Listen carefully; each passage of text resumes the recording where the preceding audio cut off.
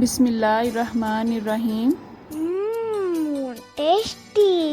जी हाँ, आज हम बनाएंगे बहुत ही टेस्टी दही बड़ा। आप इसे दही बड़ा भी कह सकते हैं, जो आपका दिल करे आप इसको नाम दे दें। मेरी बाकी रेसिपीज़ की तरह ये भी बहुत ही इजी रेसिपी है। आप मेरी रेसिपी को फॉलो करें, आपके दही बड़ा भी बिल्कुल ऐसे ही नरम और सॉफ्ट बनेंगे इंशाल्लाह। इसलिए अपनी सेहत पर थोड़ा रहम करें और बाहर से दही बड़ा खरीदने की बजाय खुद घर में इसे ट्राई करें, क्योंकि घर में जो चीज़ें बनाई जाती हैं वो बहुत ही अच्छी क्वालिटी की बनती हैं और हाइजीनिक के हिसाब से भी बहुत साफ़ सुथरी होती हैं। तो चलें, अपना टाइम ज़ाया किए बगैर अपनी रेसिपी की तरफ चलते हैं। उसके लिए हम लेंगे 1 कप माश की दाल और 1 कप चने की दाल। इन दोनों को अच्छी तरह से साफ़ करने के बाद हम भिगो कर रख देंगे और कम से कम 4 से 5 घंटे के लिए भिगोना है। 4 से 5 घंटे के बाद आप देखेंगे कि इनकी क्वांटिटी बिल्कुल डबल हो चुकी होगी और दालों ने तकरीबन तमाम पानी सोख कर लिया होगा। लेकिन अगर आपने बहुत ज़्यादा पानी डाला है इनको भिगोने के लिए, तो उसमें से आप जो एक्स्ट्रा पानी आपको नज़र आएगा उसको आप निकाल दें। अगर आप चाहें तो आधा आधा कप के हिसाब से भी दालें ले सकते हैं। अब हम इन दालों को मैश करेंगे। आप चाहें तो चॉपर में भी इन्हें मैश कर सकते हैं, लेकिन आज हम इसे ग्राइंडर के जग में मैश करेंगे। पहले हमने यहाँ पर माश की दाल डाल ली है और ये तकरीबन सारी ही डाल ली है मैंने जग में। अब हम इसमें मामूली सा पानी ऐड करेंगे और इतना ही ऐड करेंगे जिसमें आपको अंदाज़ा हो कि ये जग काम करने लगेगा। अब हम इसे तकरीबन 1 से 1.5 मिनट के लिए अच्छी तरह से मैश करेंगे। इसमें बहुत ज़्यादा पानी ऐड नहीं करेंगे, क्योंकि जब हम इसे फ्राई करेंगे और ये बहुत ज़्यादा पतला होगा तो इसे हैंडल करना बहुत ही मुश्किल होगा हमारे लिए। मशीन चलने के दौरान अगर आपको लगे कि दालें बिल्कुल स्टक हो चुकी हैं और इसका ब्लेड काम नहीं कर रहा है, तो आप मशीन को बंद करके इसमें मामूली सा चम्मच हिलाएं और दोबारा मशीन को ऑन कर दें। आप भी कह रहे होंगे ये कौन सी इतनी बड़ी इन्फॉर्मेशन है जो मैं आपको दे रही हूँ। मुझे पता है आप बहुत बड़े कुक हैं, लेकिन ये छोटी छोटी सी इन्फॉर्मेशन उन बच्चियों के लिए है जो अभी नई नई कुकिंग सीख रही हैं। हमारी चने की दाल अच्छी तरह से मैश हो चुकी है। अब हम इसे एक बाउल में शिफ्ट कर लेंगे। अब हम माश की दाल को भी उसी तरह जग में डालेंगे। ये वीडियो की स्पीड बढ़ाई है मैंने, मैं इतनी तेज़ी से काम नहीं करती हूँ। 2 बड़े साइज़ की सब्ज़ मिर्च ऐड करेंगे और साथ ही साथ इसमें थोड़ा सा पानी भी डालेंगे और चने की दाल की तरह इसको भी ग्राइंड कर लेंगे। अब इसे हम चने के अमेज़े के साथ ही शिफ्ट कर लेंगे। अब हम इसमें ऐड करेंगे आधा चम्मच नमक। अपने टेस्ट के हिसाब से आप इसे ज़्यादा या कम कर सकते हैं। 1/4 चम्मच के हिसाब से मैं यहाँ पर खुश्क धनिया पाउडर ले रही हूँ और 1/4 चम्मच के हिसाब से ही सुरख मिर्च पाउडर ऐड करेंगे और 1/4 चम्मच मीठा सोडा लेंगे। यहाँ पर आपने मीठा सोडा लेना है, बेकिंग पाउडर नहीं ऐड करना।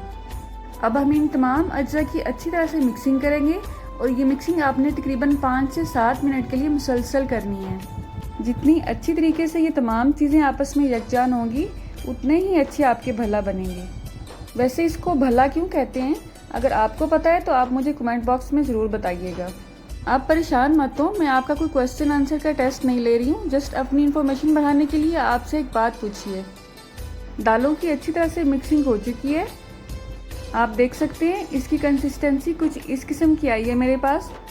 जिस तरह से हम पकोड़े फ्राई करते हैं और उसका अमेज़ा होता है, बिल्कुल उसी तरह का अमेज़ा आपने इसका बनाना है, ना बहुत ज़्यादा पतला हो और ना ही बहुत ज़्यादा गाढ़ा हो। अब हम 10 मिनट के लिए इसे कवर कर देंगे और उसके बाद इसे फ्राई करेंगे।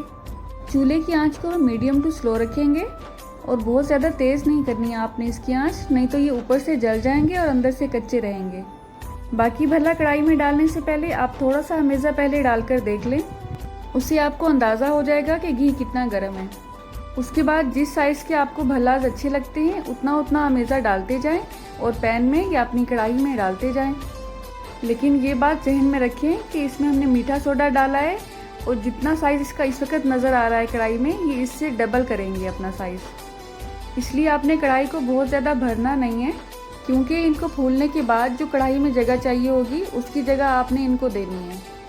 हमने तमाम भलास पैन में डाल लिए हैं और इनकी साइड चेंज करते करते इनको अच्छा सा कलर आने तक फ्राई करना है आपने।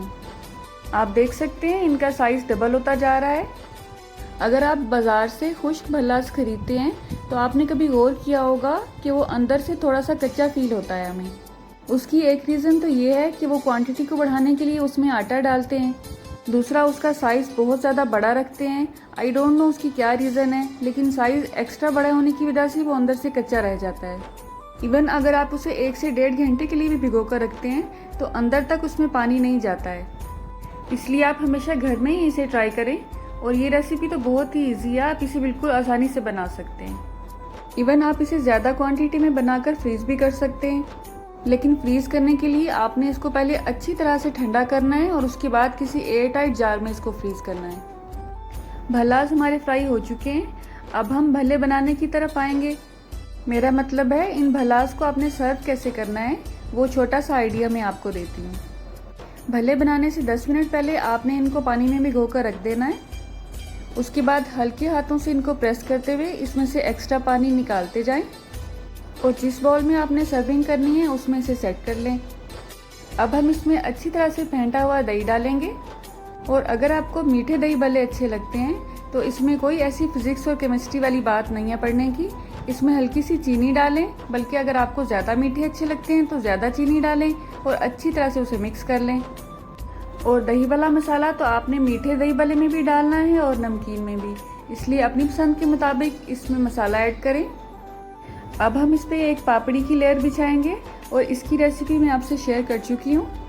अगर आपने उसे अभी तक नहीं देखा है और अगर आप उसे बनाना चाहते हैं तो उसका लिंक मैं एंड स्क्रीन पर दे दूँगी आपको। असल में ये सिर्फ इन भल्लास को सर्व करने की रेसिपी बता रही हूँ मैं आपको, वरना जो प्रॉपर दही भल्ले होते हैं उसमें तो बहुत कुछ ऐड किया जाता है। इसको मज़ीद फ्लेवर देने के लिए इसमें इमली की चटनी ऐड करेंगे। और इसको बनाने की रेसिपी मैं अपनी अनारकली फ्रूट चाट की वीडियो में शेयर कर चुकी हूँ। आप चाहें तो अपनी मर्ज़ी के मुताबिक इसमें चिली गार्लिक सॉस भी ऐड कर सकते हैं। बस इतनी सी ही बात है और आपके भल्लास बिल्कुल रेडी हैं। लेकिन इसका मतलब ये नहीं है कि आप अभी से वीडियो को छोड़कर भाग जाएं। प्लीज़ एंड तक मेरे साथ रहिएगा। और अगर ये वीडियो अच्छी लगी हो तो लाइक ज़रूर करें, और अगर बहुत अच्छी लगी हो तो लाइक के बटन को मुक्का मार कर तोड़ दें। और वीडियो को शेयर तो आप यकीनन कर ही देते होंगे। अल्लाह आप सबका दस्तरखान सजाए रखिए और हम सबको सेहत और ईमान का रिज़्क़ अता फरमाए। अल्लाह हम सबको ज़मीनी और आसमानी हर तरह की आफत से महफूज रखे। अल्लाह हम सबको रमज़ान की बरकतों से भरपूर फ़ायदा उठाने की तौफीक अता फरमाए। मेरी नेक्स्ट वीडियो तक अल्लाह हाफ़िज़।